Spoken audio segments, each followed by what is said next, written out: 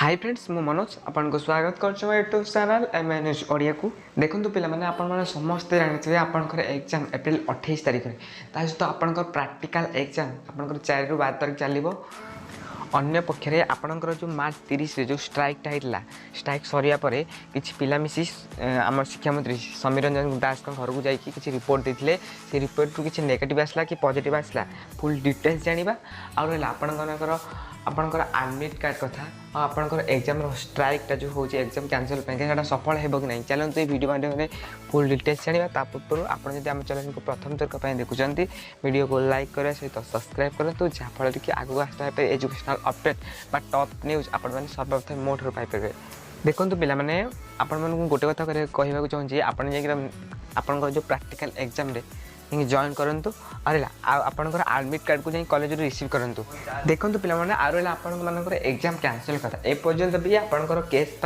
47,000 टंका जोगाड़ हो पार्टी जहाँ भी आसूँ पैसा आपंकर टंका सब केस रे जाऊँगी आरला आपंकर जो स्ट्राइक सरला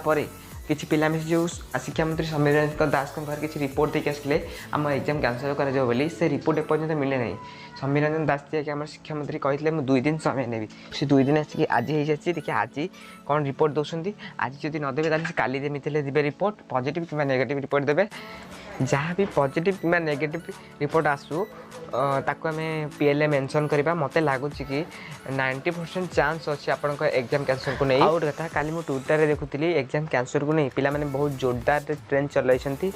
ट्रेन चली था सहित आपण मैंने आपंकर प्राक्टिकल एग्जाम दिंतु जार प्राक्टिकल ना